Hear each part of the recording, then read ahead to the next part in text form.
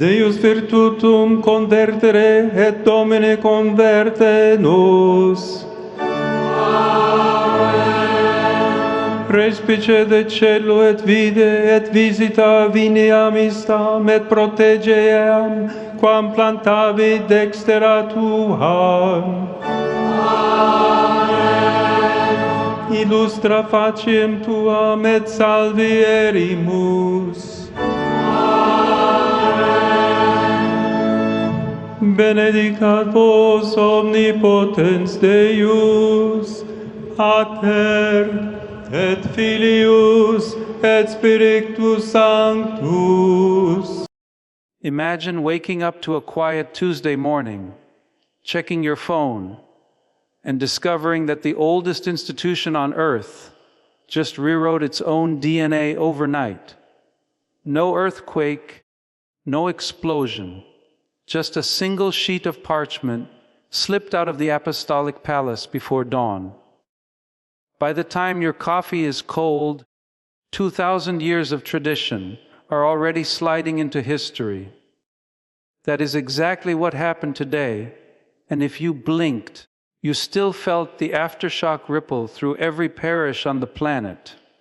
So before we unpack the 15 seismic changes Pope Leo XIV just unleashed, pause for half a second and drop a comment telling us where you're watching from.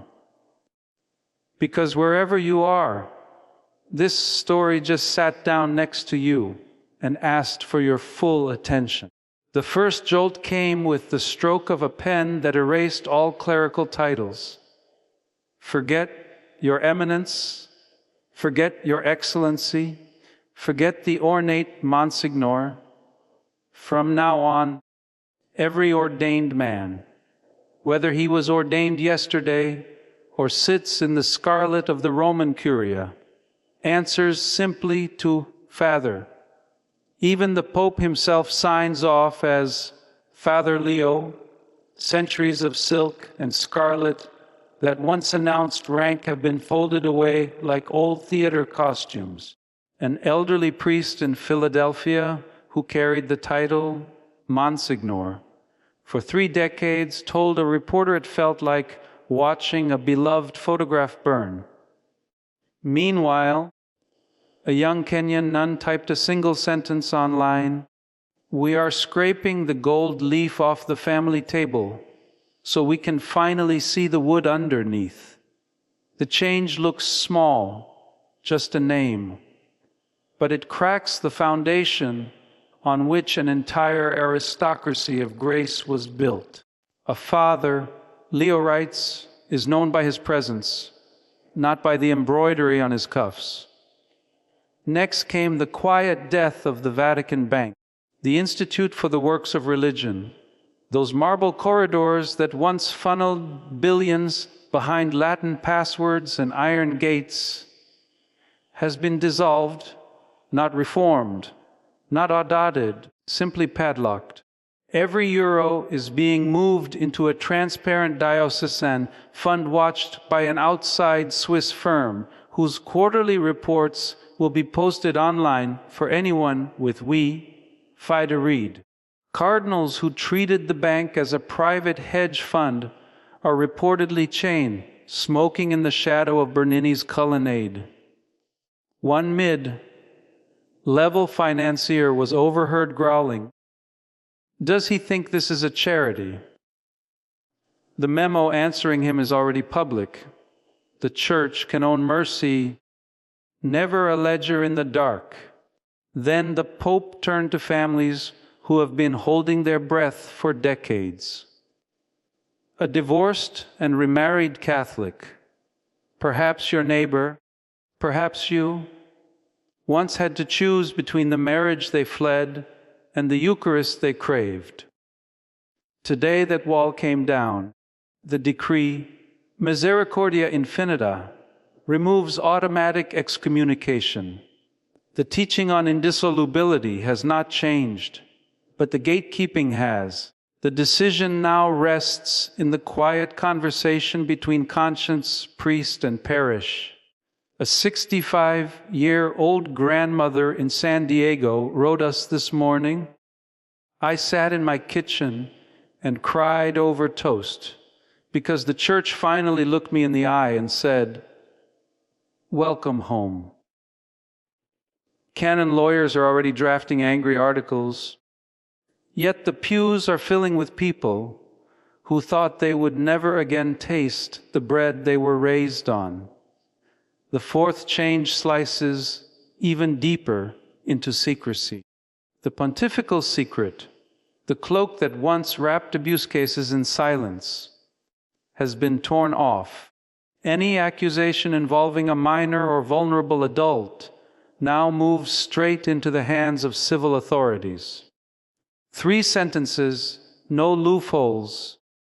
There can be no secrets when children are at stake.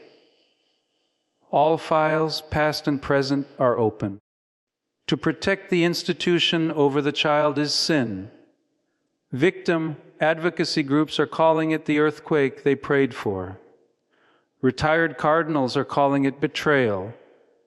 Leo, when asked, replied, "The wolves were never the prosecutors. The wolves wore the shepherd's ring."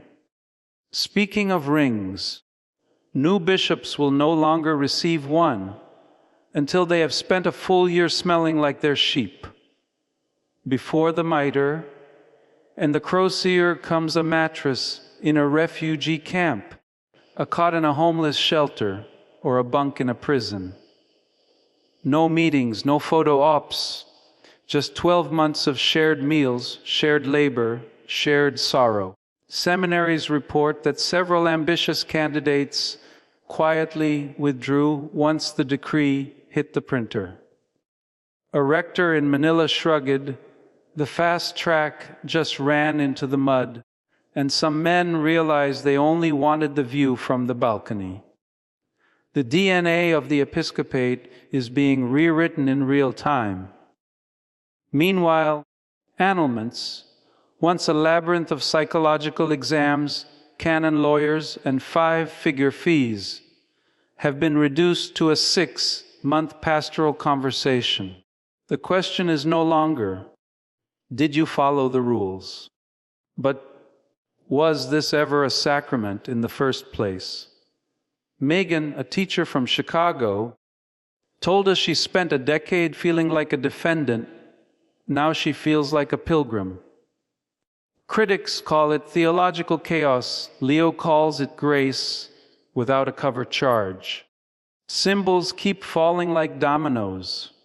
The ring kiss, that feudal gesture that placed every knee below the bishop's hand, is gone. A handshake, an embrace, a look in the eye. Those are the new liturgy of greeting. Traditionalist blogs are howling that majesty is being traded for middle management. A young priest in Los Angeles tweeted, "I was ordained to wash feet, not to have my jewelry adored." One small gesture, one massive shift in imagination. Even the language of Rome is changing. Latin, the velvet curtain that once kept outsiders guessing, is now optional for every Vatican document.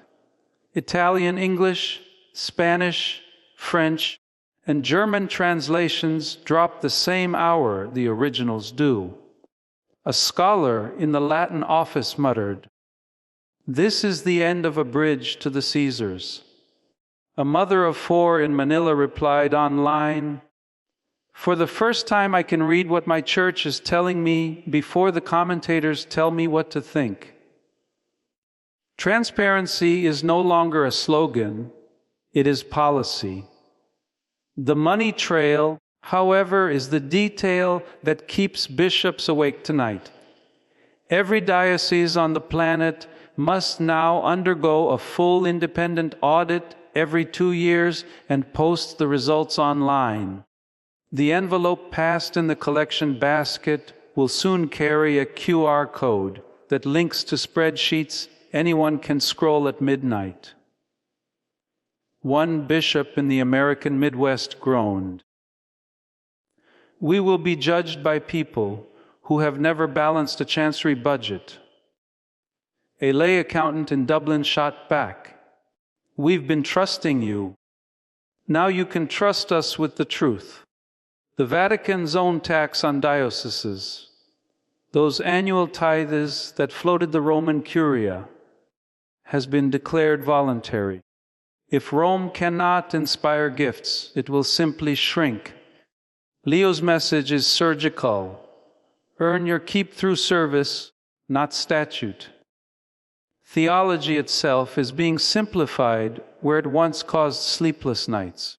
The theory of limbo, never official dogma, but always a quiet dread for grieving parents, has been declared pastorally obsolete. God's mercy is not limited by our rituals. The decree reads, a mother in Sao Paulo who lost a newborn messaged us simply, "The sky just got bigger." Traditionalists worry the move erodes baptismal urgency. Leo answers that fear with the image of a father who runs toward every child before the ink on the theological treatise is dry. Even the ranks of ministry are stretching. The diaconate, once an exclusively male stepping stone to the priesthood, will now welcome women in those regions whose bishops choose to proceed. The Pope did not open the priesthood, but he cracked a door that had been sealed since the 6th century. A progressive theologian in Manila called it the first breath of new air in a 1,000-year room. 100 conservative scholars signed a letter predicting schism. The spirit, Leo insists, is not bound by precedent. Sainthood, meanwhile, is being moved from the courtroom to the neighborhood. The old requirement for 2 verified miracles is down to 1, and the testimony of local communities will carry more weight than Roman tribunals. Expect to see more farmhands, nurses, and street catechists raised to the altar than aristocrats. Critics sniff that sainthood will become a participation trophy. Leo counters that holiness is not a prize, but a life hiding in plain sight. Even the way bishops travel to Rome has been turned inside out. The ad limina visit, once a tense audit wrapped in incense, will now be a retreat with no paperwork. I do not want to read reports. I want to know my brothers. Leo writes, a bishop who sweated through last year's interrogation, style meeting whispered, "This feels like being gathered, not graded. Power is being reimagined as mutual prayer rather than vertical evaluation." All these separate tremors, however, converge on one final earthquake, the synodal path. From this day forward, listening is no longer a prelude to teaching, it is the permanent posture of the Church. Lay voices, priest voices, bishop voices, all are now woven into the same discernment before any major decision. Leo's closing sentence in the decree reads like poetry. What have been a teaching church, we must now become a listening church. The monarchy is over, the conversation has begun. Put the pieces together, and a single portrait emerges. A pope is dismantling the scaffolding that propped up imperial Christianity and daring the world to recognize the barefoot carpenter again. Inside the Vatican, some cardinals are lighting candles in gratitude. Others are drafting anonymous letters predicting catastrophe. The word schism is whispered in hallways where Latin once echoed like incense. Yet when a reporter cornered Leo and asked why he risked everything at once, the answer came back soft and swift. A shepherd does not wait for the wolves to vote. Whether you stand inside the church or simply watch from across the street, you are witnessing courage in real time. One man leaning his whole weight against a door centuries thick, insisting it can still swing outward. The old way is over. The silence has cracked. The ground beneath the world's oldest institution is still moving, and the next chapter has not been written. The only question left is the one Leo just handed to every person watching. Is this reckless demolition or overdue resurrection? Tell us below, because the conversation no longer belongs to Rome alone. It belongs to all of us.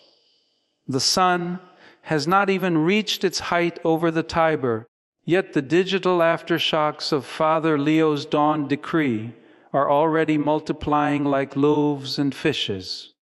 In Manila, a seminary rector posts a grainy video of his students huddled in the courtyard, reading the Latin text aloud, some laughing, others pale as altar linens. In Lagos, a street vendor pins a photocopy of the Vatican Bank dissolution to his cart and jokes that even God's money now needs a receipt. Meanwhile, on Reddit's R Catholicism, moderators pin a mega thread that rockets past 50,000 comments in 3 hours. The top reply simply reads, "This is either Pentecost or Pompeii. Both images feel true, because today the Church is breathing fire and ash at the same time."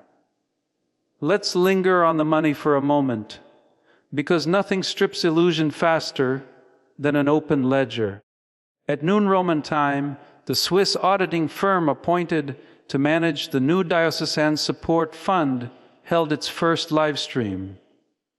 In 15 minutes, viewers watched a gray-haired accountant in Geneva scroll line by line through what used to be the Vatican Bank's bond portfolio, 1.3 billion euros in defense stocks, 400 million in a luxury hotel chain, 27 million in a Bolivian lithium mine. The chat exploded. One user donated $5 just to write, "I gave to the poor box and bought a general a helicopter."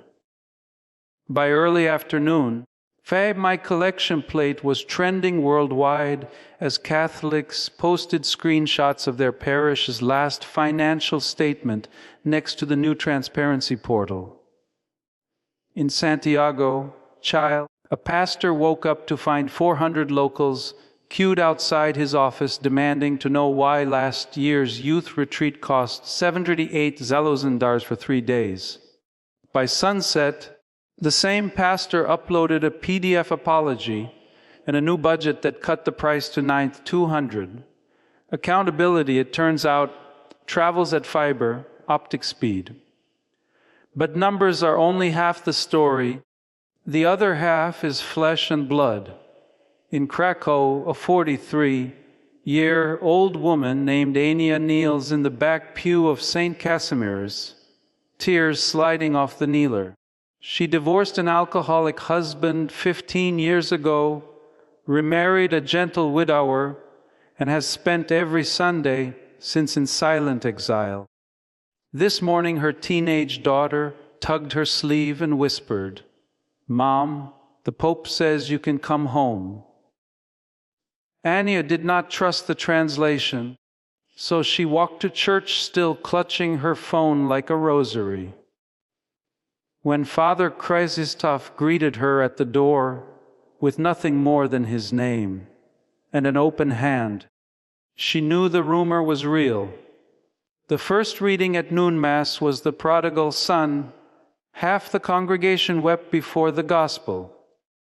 After communion, Father Krzysztof invited anyone who had stayed away from the table to approach for a blessing.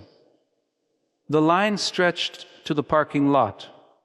No one checked canon law citations. Mercy needed no footnotes. Across an ocean in San Francisco, the mood is less tender and more tactical.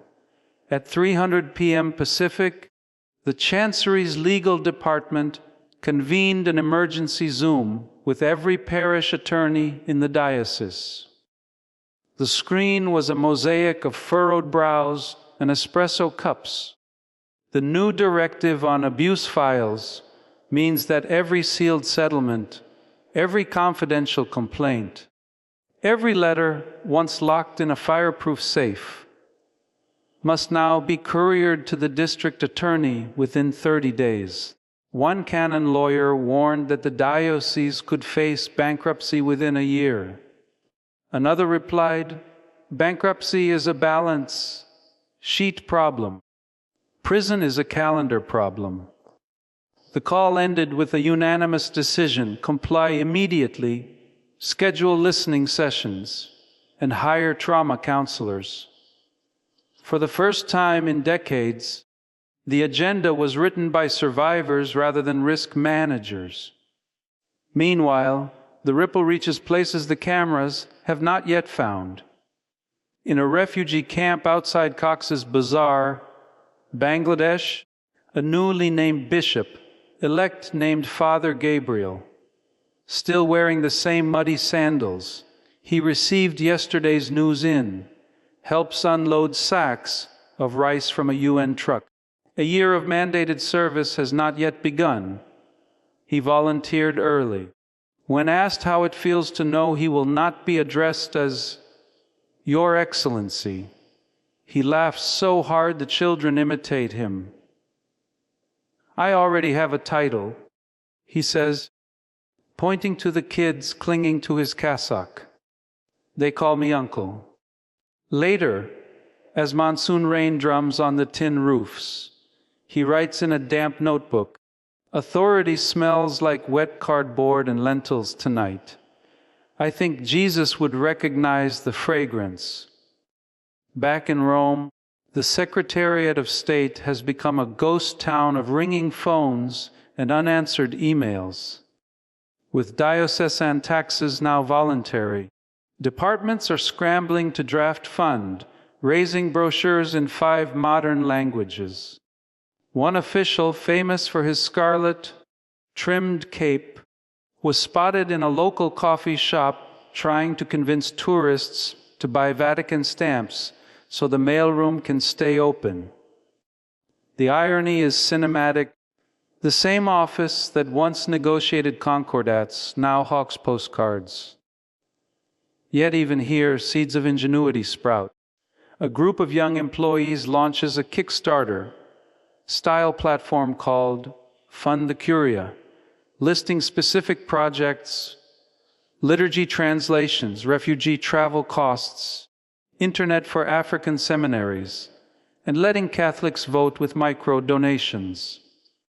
Within 6 hours, they raise enough to fund the entire Synod on Synodality's travel budget for 2026. Power, it appears, can be crowdsourced. Let's zoom out to the cosmic questions.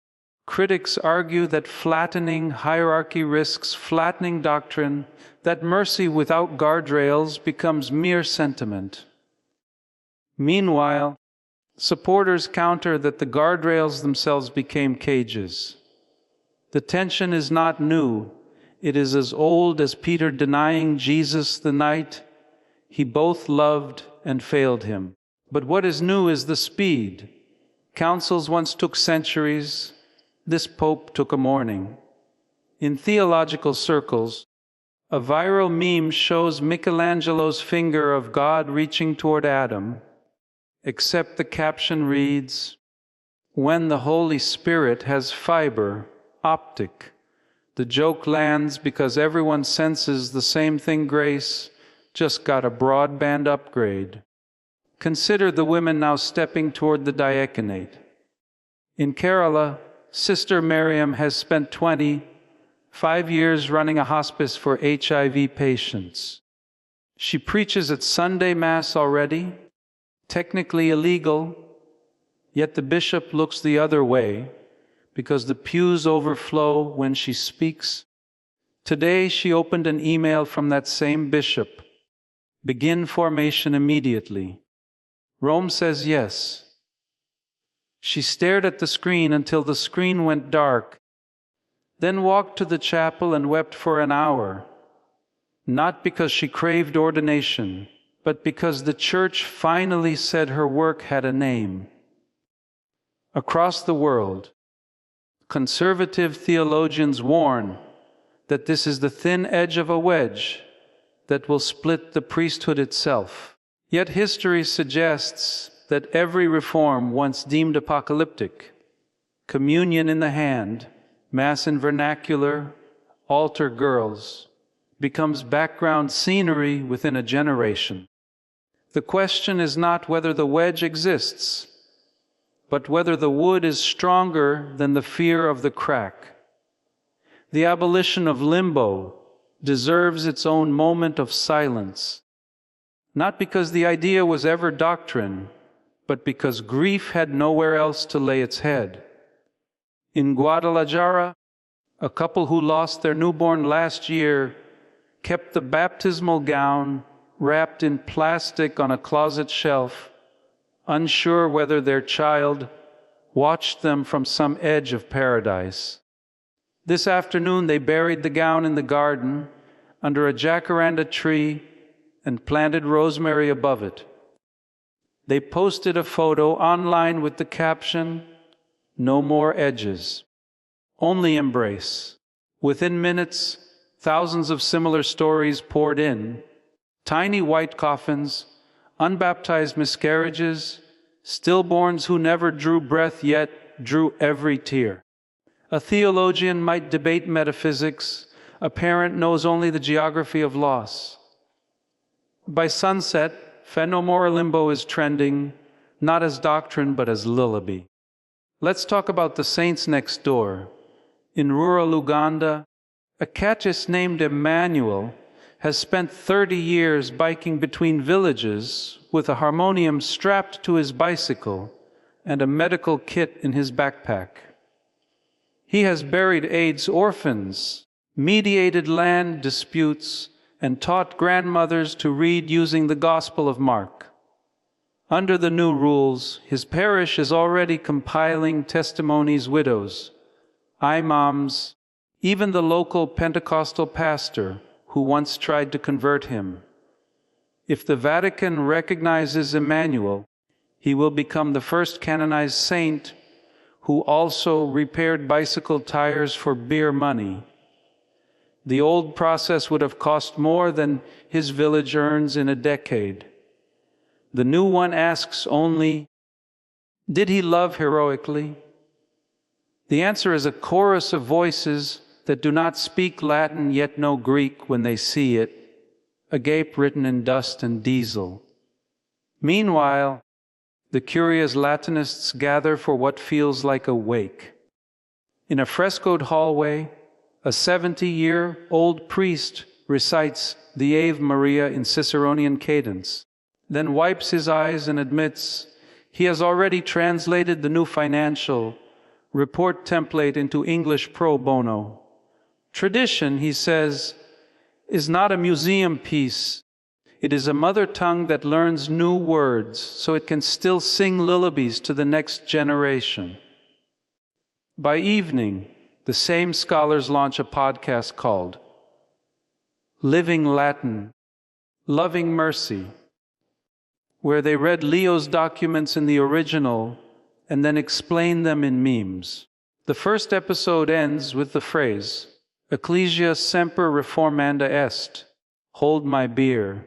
It trends at Faith 3 worldwide. Back on the ground, parishes are already improvising the synodal path. In Toronto, a priest tweets an open invite for a listening circle. On Friday night, 300 people show up, including a rabbi and an imam who want to observe. In Buenos Aires, a barrio parish spends the evening mapping dreams on butcher paper, a soup kitchen powered by solar panels, a scholarship fund for trans teenagers, a communal garden where tomatoes and theology grow side by side. No one waits for permission. The Spirit, it seems, has RSVP'd ahead of the hierarchy. and yet resistance calcifies in predictable corners. A cardinal in Eastern Europe drafts a letter accusing Leo of Protestantizing the Church. Halfway through, his secretary quietly asks who will sign it with him. The cursor blinks. The silence is louder than any anathema. Meanwhile, a group of wealthy donors threatens to withhold millions unless the Vatican Bank is restored. They receive an auto reply. Thank you for your generosity. Your contribution is now voluntary. The irony writes itself. Let's close this chapter where it began, on the Tiber at twilight. The dome of Sate.